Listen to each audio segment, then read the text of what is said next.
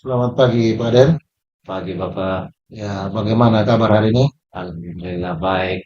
Ya, sebelum kita mulai kepada langkah-langkah pendampingan, saya akan memberitahukan kepada Pak Aden, tujuan saya datang ke sini untuk mendampingi Pak Aden untuk apa?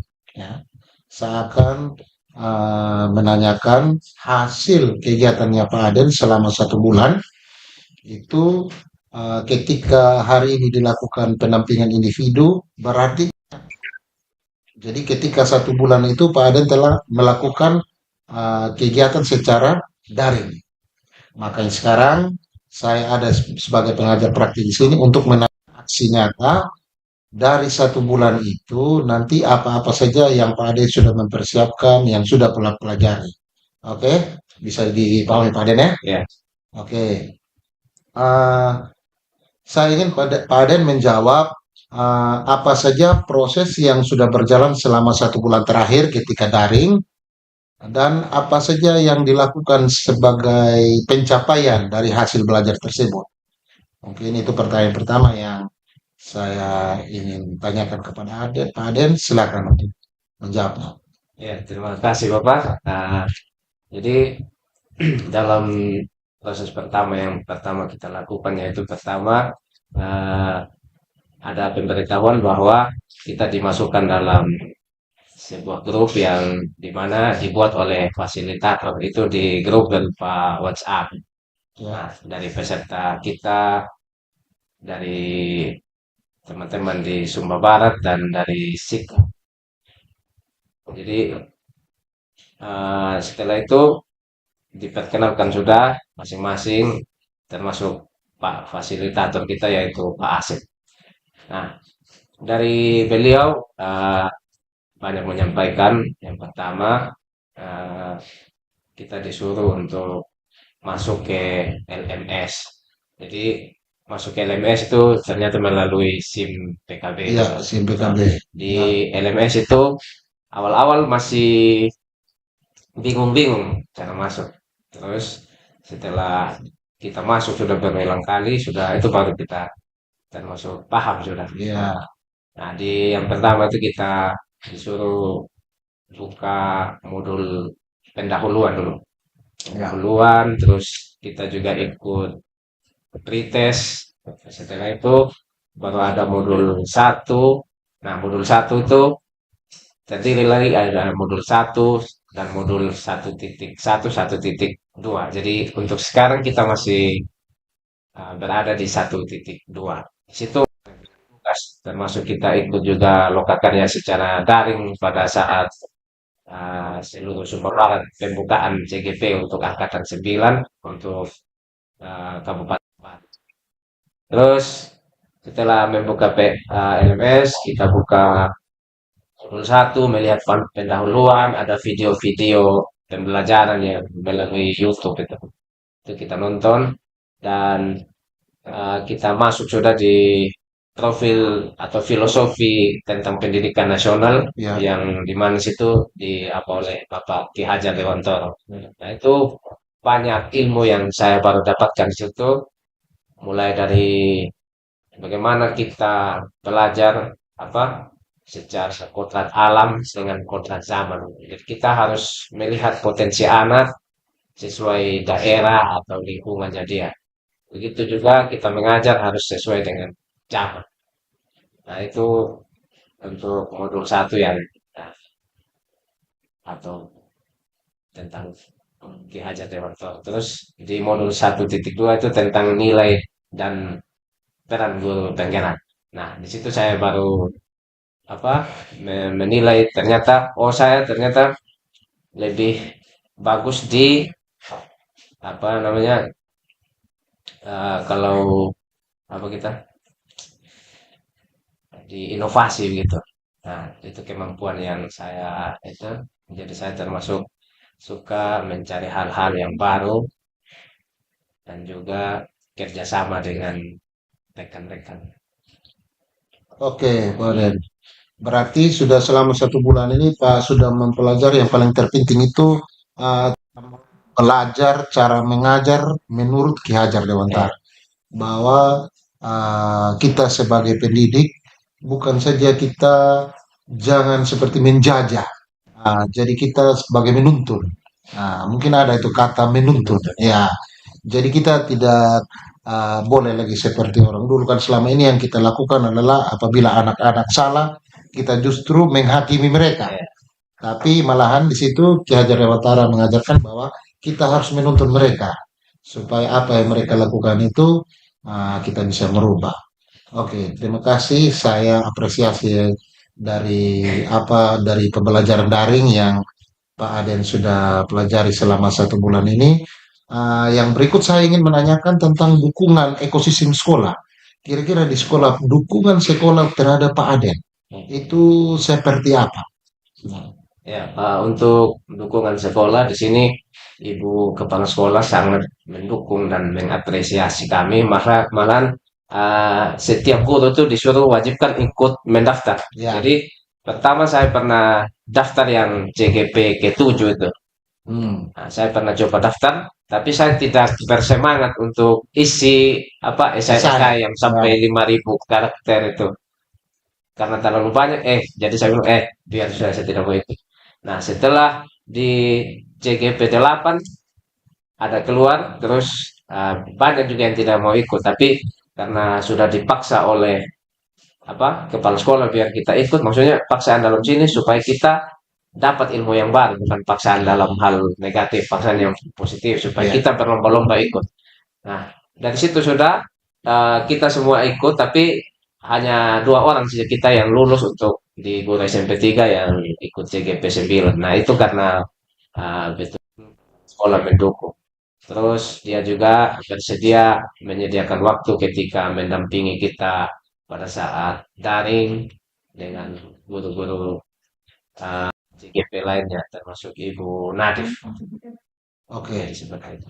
Berarti ada dukungan dari kepala sekolah ya. Sekolah. Memang guru penggerak ini sebelumnya kita kurang memahami pasti niatnya belum ada. Iya, Nah, tapi ketika kita sudah masuk ke dalamnya kita tahu apa sebenarnya kita menjadi guru ini tugasnya kita ini mungkin 1 bulan. Tapi ketika 6 bulan Pak jalani itu Pak betul-betul akan merasakan dampak. Kita jadi guru penggerak itu sangat bermanfaat ya. iya. Oke, baik terima kasih Pak Aden untuk awal memulai penampingan. Setelah ini kita akan masuk ke bagian inti penampingan ya. Oke, baik Pak Aden.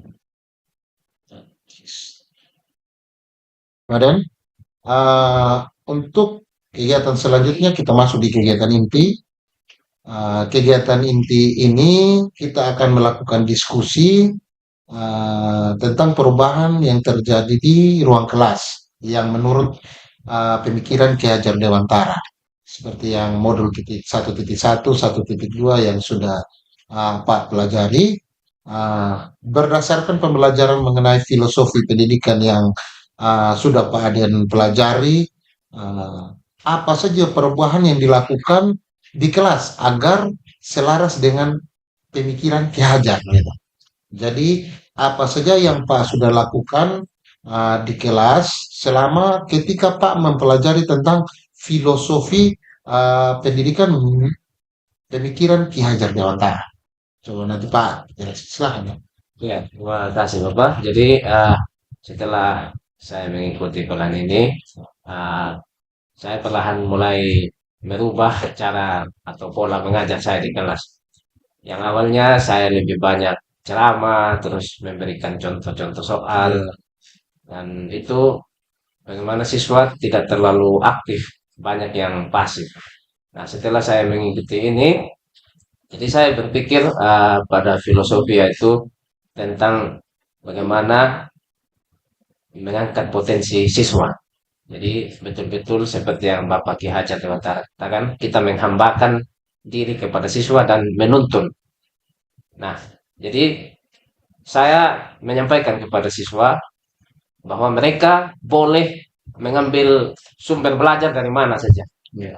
Ketika saya menyampaikan materi ini, kalian mau dengar yang saya sampaikan, terus bisa bertanya kepada adik kelas bahkan guru lain, guru matematika atau buku sumber lain, apalagi zaman sekarang kan sudah dilengkapi dengan internet.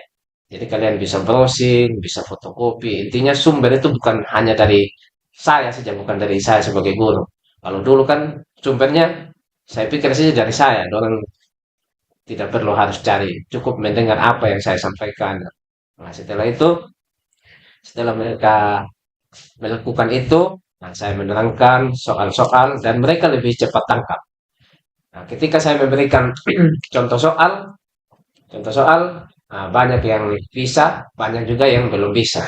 Hmm. Nah, yang belum bisa itu saya langsung dekati, saya menuntun mereka satu persatu. Nah, setelah mereka memahami, masing-masing saya menyuruh mereka, coba sekarang giliran kalian yang membuat soal. Jadi kan selama ini saya saja yang buat soal. Ya, Jadi saya yang lebih berperan penting begitu. Nah, tapi mulai adanya setelah melakukan pendidikan ini, bagaimana anak-anak juga bisa membuat soal sendiri. Dan setelah mereka membuat soal sendiri, ada yang langsung bisa, yang soalnya benar. Ada juga yang masih belum benar soalnya. Nah, itu saya perbaiki. Saya kasih tahu, oh ini harus begini cara-cara buat soal. Setelah sudah mereka perbaiki, nah saya suruh mereka yang menentukan.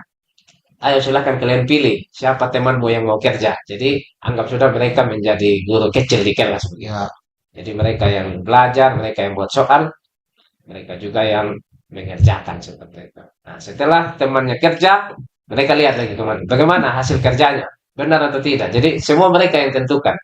Nah, kalau menurut mereka benar, tapi ternyata salah, baru nanti saya yang menuntun mereka untuk memperbaiki. Nah, itu berkaitan karena sesuai dengan pelajaran saya, matematika. Jadi lebih banyak memberikan penjelasan dan memberikan contoh soal latihan seperti itu sih. oke, baik Pak Den. Yang berikut, saya ingin menanyakan apa saja pembelajaran yang didapatkan dari modul Filosofi Pendidikan Nasional Ki Hajar Dewantara yang mendorong Bapak melakukan perubahan tersebut. Jadi dari pembelajaran menurut Ki Hajar, kira-kira apa saja yang mendorong Bapak melakukan perubahan tersebut? Ya. Jadi hal yang paling mendorong saya itu ya pertama karena kemampuan diri atau potensinya saya itu masih kurang. Jadi Ya, rasa mandiri, rasa ingin tahu yang sangat tinggi, nah itu yang mendorong saya untuk melakukan hal-hal yang sudah saya dapati di pelatihan ini. Jadi itu pun demi siswa dan juga untuk kepentingannya saya. Jadi makin banyak hal-hal yang bermanfaat akan lebih baik juga buat kedepannya untuk saya. Jadi termasuk apa namanya dalam pemahaman atau filosofi yang disampaikan oleh Bapak Ki Hajar Dewantara, yaitu lebih pada uh, menuntun siswa. Jadi ya, karena kita tahu pada dasarnya di Sumba Barat ini siswa masih sangat pasif ya, belajar. Mereka beranggap bahwa apa yang kita pelajari ini mungkin tidak akan kita gunakan nanti. Hanya belajar kayak sama juga kita tidak pakai nanti. Nah, itu hal-hal yang itu saya kasih tahu sama mereka. Jadi tidak seperti itu. Nanti ilmu-ilmu yang akan kau pelajari akan engkau dapati di masyarakat nanti. Engkau juga yang nikmati. Kalau kau pintar, engkau juga yang dapat. Sama kayak Bapak Ki Hajar Dewantara sampaikan, apa yang kita tanam, maka itu yang kita petik. Kalau kita tanam padi, maka padi juga yang kita petik. Begitu juga kita belajar nanti. Kalau kita belajar baik-baik, maka hasil dari yang kita belajar itu yang akan memudahkan kita nanti dalam mengikuti tes-tes seleksi PNS misalnya kita mau masuk ke perguruan tinggi. Nah, itu semua bermanfaat untuk kita. Bukan untuk orang tua kita malahan, bukan untuk guru kita. Jadi kita belajar itu bukan untuk orang lain, tetapi untuk kita sendiri yang uh, mengalami hasilnya seperti itu. oke, baik. Tadi Pak sudah menjelaskan bagaimana Pak mengajar di kelas sesuai dengan eh, pemahaman Ki Hajar Dewantara dan apa yang mendorong Pak ketika Pak mengajar dan melakukan perubahan tersebut. Sekarang saya ingin menanyakan bagaimana respon peserta didik, bagaimana respon peserta didik ketika Bapak melakukan perubahan di kelas yang sesuai dengan filosofi pendidikan Ki Hajar Dewantara dan melihat respon tersebut bagaimana? Ya. Jadi respon anak-anak sekarang itu sangat senang, mereka berubah drastis. Yang awalnya menurut mereka itu pelajaran paling mereka tidak suka itu pelajaran matematika. Ya, betul.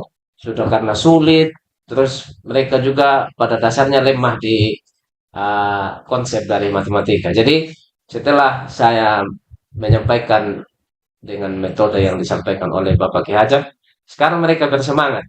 Malahan mereka walaupun saya lambat kasih PR, mereka sudah minta, Pak, minta soal, minta PR. Karena ternyata saya sampaikan kepada mereka, justru pelajaran paling mudah itu matematika.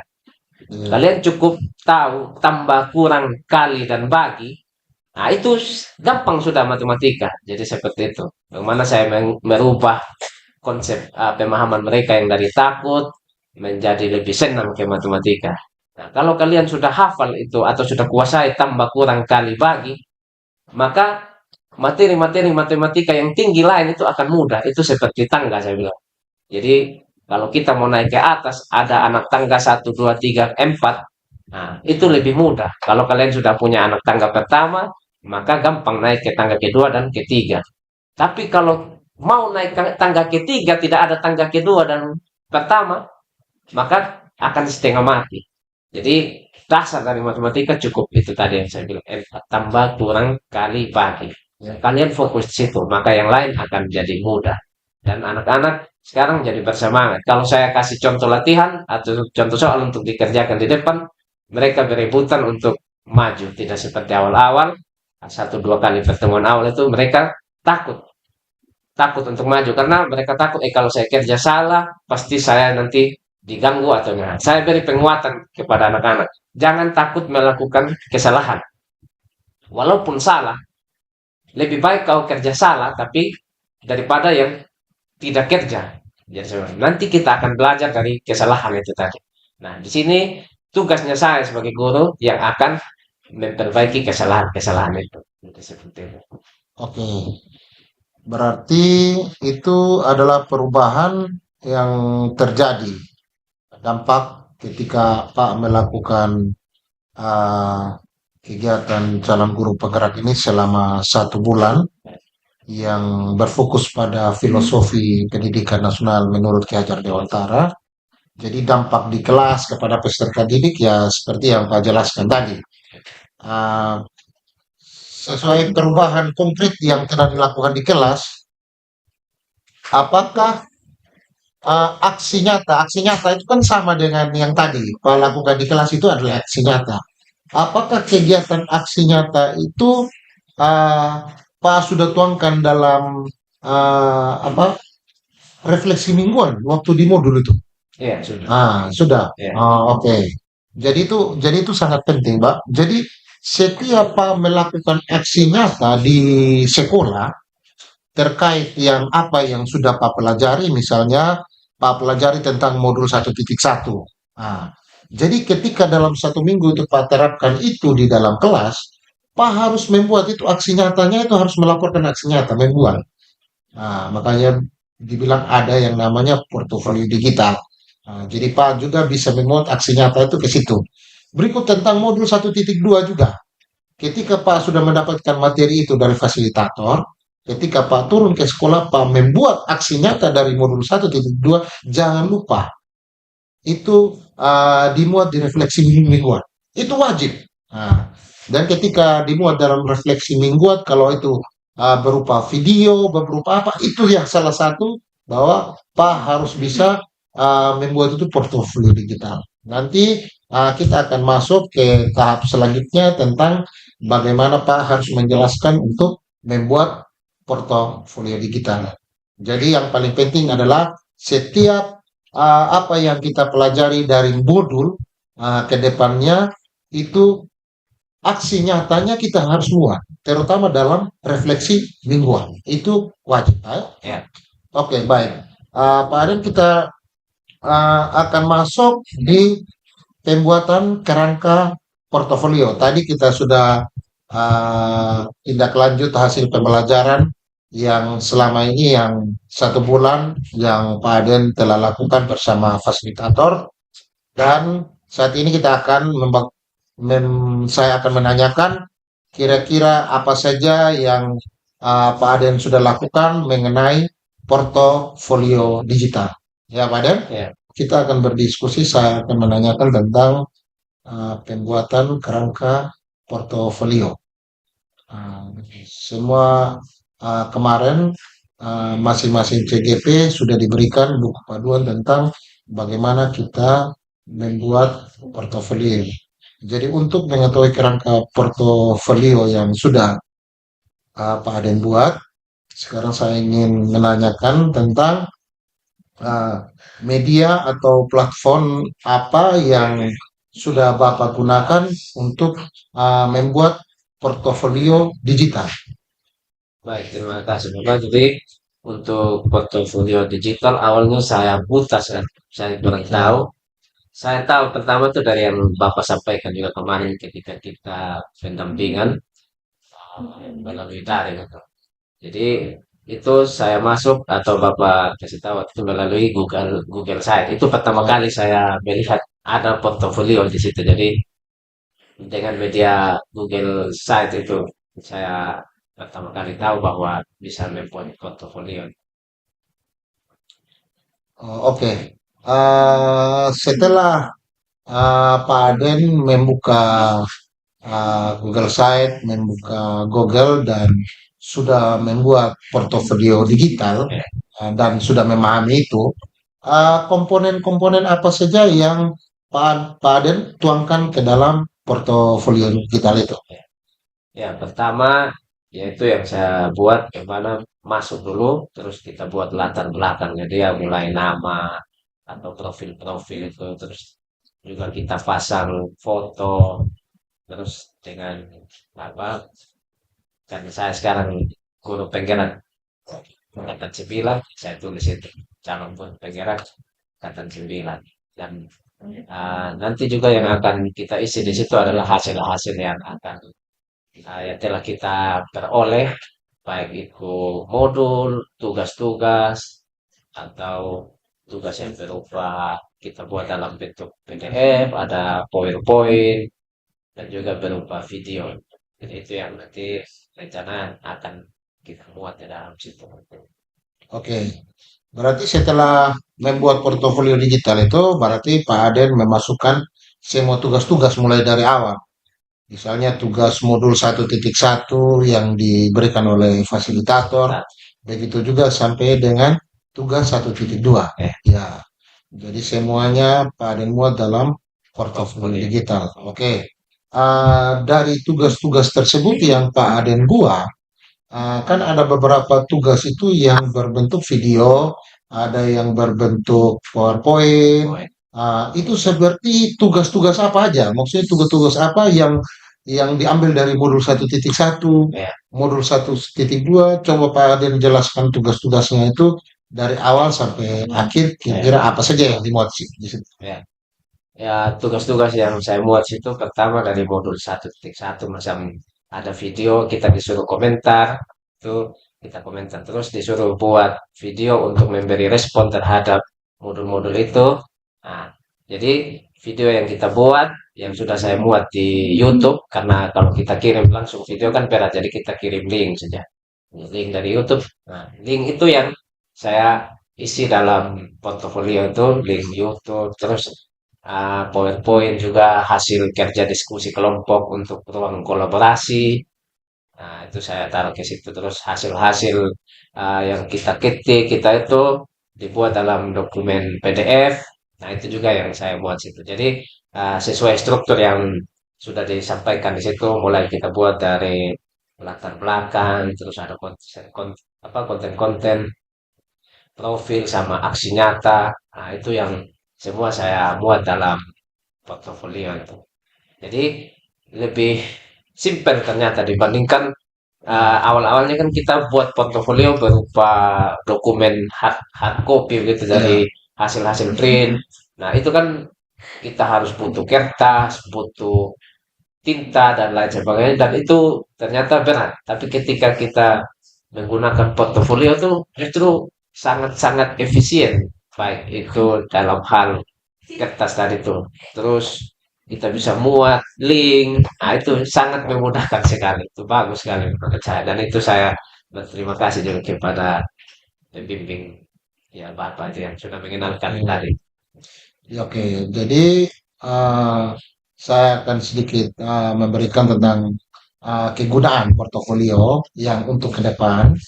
Jadi portofolio ini mungkin Pak Adin sudah tahu dia punya efek ketika menggunakan portofolio. Tapi ketika dalam Pak Adin melaksanakan kegiatan ini sebagai calon guru penggerak ke depannya, pasti semua apa yang ada di portofolio itu nanti Pak Aden masukkan kepada LMS. Misalnya ada tugas-tugas LMS. Jadi ketika Pak Aden sudah selesai mengikuti kegiatan ini, otomatis LMS-nya akan ditutup dan Pak Aden tidak dapat akses lagi Ya, itu LMS. Dengan apa yang Pak Aden sudah kirim, Pak Aden tidak akan bisa lagi mengambil atau membuka. Nah, dengan adanya portofolio digital ini sebagai simpanan kita, sebagai data kita sebagai guru, nanti di situ kita kapan saja kita mau akses boleh.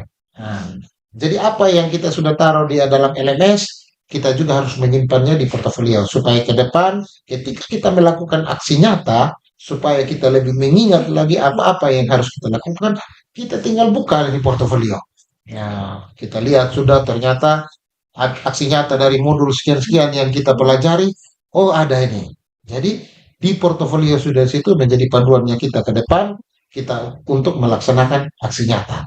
Jadi itu salah satu kegunaan portofolio digital ya Pak Den. ya, Oke, jadi saya juga mengapresiasi Pak Den karena sudah bisa membuat portofolio. Karena portofolio ini memang sangat penting. Apalagi kita sekarang di guru ya zaman abad 21 ya, harus berbau digital. Saya harapkan ketika nanti Pak Aden turun ke sekolah dan ini diberikan pemahaman kepada kawan-kawan yang lain, sebagai siap, guru siap. yang lain, supaya mereka juga dapat membuat ini. Kalau satu sekolah semua guru membuat portofolio digital, pasti tidak akan rumit lagi. Tidak perlu kayak misalnya RPP atau modul ajar kita masukkan ke situ. Jadi tidak perlu lagi ke depan kita harus cari, oh ya modul ajar bagaimana cari di internet belum gini, atau Mau hmm, pergi daerah jauh-jauh kalau mau butuh iya. tidak perlu bawa ini Terus kita dokumen. laksanakan sudah misalnya tiap tahun itu ada MGMP. Eh, MGMP masing-masing guru harus diwajibkan mempunyai portofolio digital. eh, Nah, jadi ketika tahun depan lagi MGMP, tidak susah. eh. Jadi guru tinggal membuka portofolio digital dan mengambil itu data dan merubah apa yang kira-kira ketika dia melakukan pembelajaran yang kurang apa.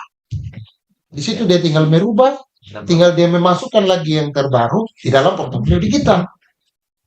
Jadi itulah salah satu bentuk calon guru penggerak dan tujuan utama kenapa seorang guru dia harus menjadi guru penggerak. Karena paling tidak ini adalah salah satu gerakan yang dia harus buat di sekolah supaya semua perangkat sekolah itu tergerak. Salah satunya dengan memberikan pengajaran tentang portofolio digital. Bisa dipahami Pak Dene? Siap, Bro. Oke, berikut kita akan masuk di rencana pengembangan diri dan kompetensi guru penggerak. Ya, jadi di sini saya akan memberikan pertanyaan kepada Pak Aden tentang kompetensi. Saya rasa kemarin setelah mengikuti pembelajaran daring sudah membahas tentang kompetensi. Ya, dan saya ingin menanyakan kepada Pak Aden kompetensi apa yang sudah baik. Gitu. Jadi saya minta Pak Aden untuk menjelaskan alasannya. Jadi apa kompetensi apa yang baik yang sudah Pak Aden pelajari. Ketika Pak Aden memilih kompetensi itu, jelaskan alasannya apa. Silakan. Jadi terima kasih Bapak untuk kompetensi yang sudah baik yang sudah saya lakukan atau yang sudah saya dapati yaitu saya makin bertanggung jawab, mandiri, aktif dan bisa berkolaboratif. Jadi itu yang awalnya saya apa hanya menggunakan metode yang lama, saya lebih berfokus pada materi yang saya sampaikan, saya terus dengan mengikuti ini saya lebih berinovatif gitu dan juga berkolaborasi. Saya banyak bertanya ke teman-teman guru, terus saya juga kalau ada hal-hal yang baru seperti tadi portofolio, saya bagi ke teman-teman.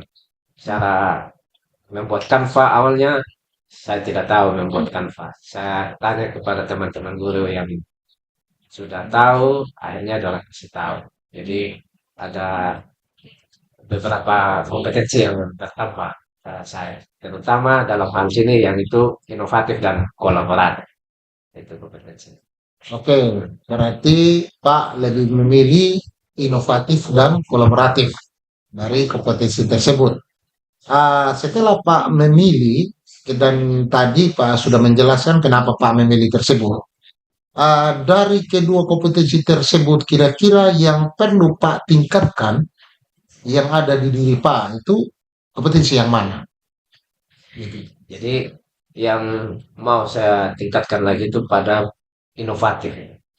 Ya, Menurut inovatif. saya itu harus lebih banyak berkreasi lagi supaya jangan melulu itu saja.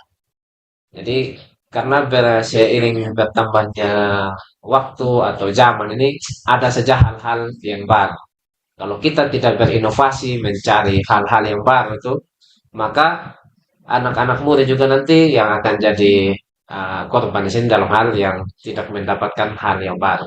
Ketika suatu saat nanti begitu pembelajaran di kelas ada alat-alat atau media yang seperti sekarang ada kayak di matematika itu ada photomatch. Ya. Nah, itu anak-anak lebih mudah mengerjakan soal, tinggal dia foto saja, tinggal foto itu soal langsung keluar semua kunci jawaban. Zaman zaman kita dulu setengah mati seperti itu. Kita dulu Oh, kan hanya menggunakan kalkulator, ya. kalkulator. Tapi ketika sekarang ada banyak media yang atau aplikasi yang ada di Play Store, di HP, di laptop.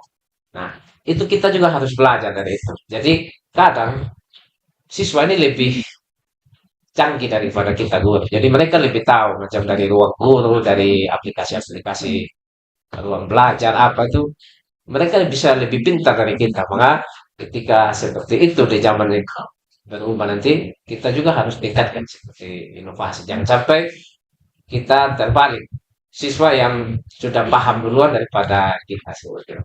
Oke, baik. Dari penyampaian tentang kompetensi tadi, saya sangat apresiasi terhadap apa yang sudah Pak Den buat. Memang ketika kita menjadi seorang guru, apalagi dengan zaman yang sekarang, kita harus bisa menggunakan dan menguasai teknologi.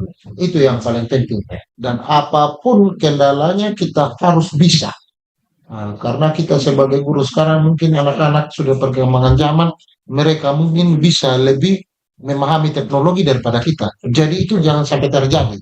Jadi kalau bisa kita memberikan salah satu ilmu yang tentang teknologi dengan begitu mereka bisa menggunakan teknologi itu dengan positif. Karena kebanyakan banyak anak-anak sekarang ini memahami tentang teknologi, tapi mereka tidak menggunakan teknologi itu untuk menambah ilmu mereka. Yang kelakuan tentang positif, apa mereka justru mengarah kepada yang negatif. Jadi bagaimana kita sebagai guru memberikan pemahaman kepada mereka, bagaimana menggunakan teknologi itu tentang hal-hal yang positif. Apalagi di dalam pembelajaran guru penggerak ini diajarkan bagaimana kita untuk bisa menjadi guru yang bisa merubah anak peserta didik itu dan memahami hal-hal yang positif. Nanti nanti di tahap yang selanjutnya pas itu kita akan Pak akan dipelajari itu. Siap, siap. Oke, jadi itulah kompetensi yang Pak jelaskan tadi. Saya harapkan supaya kompetensi itu ditingkatkan. Dan kedepannya saya ingin kompetensi yang Pak lakukan ini, yang Pak memberikan penjelasan kepada saya itu diterapkan di aksi nyata. Bisa Pak? Ya, siap. Oke, baik. Raden, setelah ini saya akan melakukan refleksi terhadap proses pendampingan. Jadi pendampingan dari awal sampai akhir kita akan melakukan refleksi seperti yang Pak lakukan ketika Zoom atau ketika belajar tentang LMS modul 1.1, 1.2, pasti setiap tugas itu ada refleksinya. Jadi ketika pendampingan ini saya ingin kita melakukan refleksi. Nanti setelah ini saya akan memberikan pertanyaan dan dalam berbentuk pertanyaan, refleksi dalam bentuk pertanyaan. Dengan gitu nanti Pak Aden akan menjawab. Kita sekarang sampai di bagian akhir pendampingan dan saat ini kita akan melakukan refleksi. Dan yang pertama, dari pembelajaran atau ide yang Pak Aden dapatkan setelah sesi pendampingan ini, kira-kira apa? Ya, jadi ide-ide yang saya dapatkan di sesi pendampingan ini termasuk banyak, yaitu di mana Bapak pendamping memberikan penguatan untuk lebih menggerakkan sekolah, di mana kita sebagai guru penggerak itu harus bisa menggerakkan sekolah, bisa tergerakkan dan apa tadi satu untuk bagaimana mengajak guru juga saling bergerak begitu. Dan tergerak. Dan tergerak itu terus tadi juga ada beberapa hal yang Bapak sampaikan bagaimana pentingnya guru penggerak, yaitu dengan jadi guru penggerak kita lebih apa merasa bahwa kita tidak perlu ego untuk mendapat bertanya atau studi banding pada sekolah lain, terus tidak terlalu khawatir dengan yang kita khawatirkan di awal-awal seperti itu. Jadi wawasan kita lebih terbuka, banyak hal-hal yang bisa kita peroleh dan bermanfaat. Jadi seperti itu untuk pertama. Yang kedua, bagaimana menyusun portofolio, terus eh, harapan-harapan yang kita sudah harapkan itu bisa kita laksanakan di kelas. Dan juga saya berharap ketika nanti saya di kelas, Bapak bisa mendampingi saya untuk memberikan masukan atau melihat kondisi ketika saya nanti di kelas, apa mempraktekkan ilmu-ilmu yang sudah saya dapatkan seperti di daring ini. Gitu. Oke, baik. Saya mengapresiasi dan mengucapkan terima kasih kepada Pak Aden yang sudah melakukan praktik baik. Maksudnya praktik baik sudah menerapkan itu di kelas.